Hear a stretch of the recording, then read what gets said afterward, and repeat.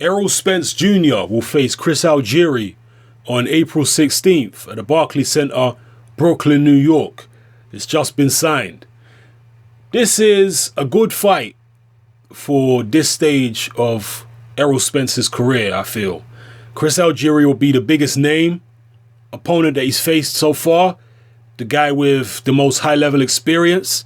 And it's not like Algieri is a particularly big name, but he's obviously been in with some very big names like Manny Pacquiao, Amir Khan, and Ruslan Provodnikov, who himself is not really a big name, but he was a former world champion. So, yeah, Algieri is definitely going to be the biggest name that Spence has fought so far. And it will give us a good idea of where Errol Spence is at, because we'll be able to compare Spence's performance against Chris Algieri to Manny Pacquiao's performance against Algieri, Amir Khan's performance, and Provodnikov's performance. So how do you see this fight going, people? You know, one thing that makes this fight interesting, I mean, don't get it twisted, I'm heavily favoring Errol Spence to win, but Chris Algieri has changed this fighting style.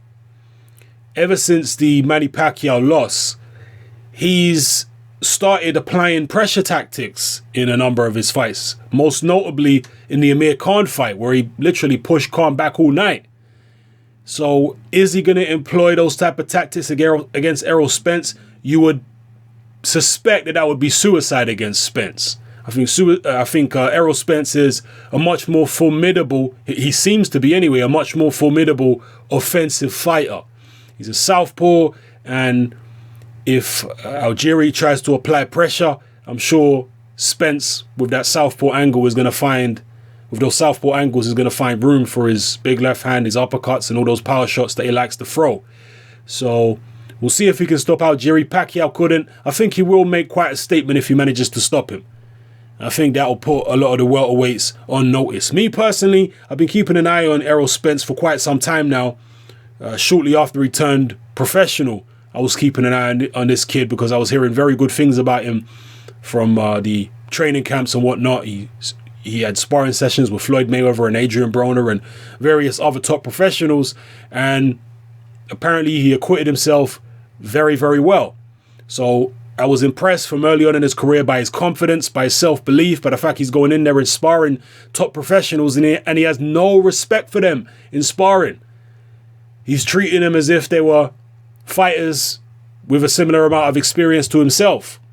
So I like that kind of attitude, and I'm looking forward to see what he can do against Chris Algieri, if he can be the first guy to stop him and get him out of there. So drop your comments below, people. Let me know how you feel about this particular fight. Do you think Errol Spence will stop Chris Algieri? How do you think Chris Algieri is going to fight? You think he's going to be on the back foot like he was against Pacquiao? Do you think he's going to try and mix it up like he did against Amir Khan? Or will it be a mixture of both? And which will be the most successful tactic for Chris Algieri? Or maybe you think it don't matter. Maybe you think no matter what he does, he's still going to get destroyed. You know, let me know in the comment section below, people, how you feel about this particular fight. Maybe you feel Chris Algieri isn't the ideal opponent for Errol Spence at this stage of his career. Maybe you would have liked to see him fight somebody else. And if that's the case, who else would you have liked to see Chris Algieri fight? Chris Algieri. Errol Spence. My bad. Who else would you like to see Errol Spence fight? There's been a lot of talk about Errol Spence against Keith Thurman, for example. And to be honest with you, you know, a lot of people were dismissing Errol Spence's chances, and in a couple of his recent fights, he was getting caught with some silly shots, Errol Spence. But a lot of people are dismissing his chances, or have been dismissing his chances against someone like Keith Thurman. Personally, I wouldn't be shocked if he beat Keith Thurman even now. I wouldn't be shocked if he could beat a lot of the top welterweights right now. But it's obviously a difference between my opinion and what would actually take place in the ring.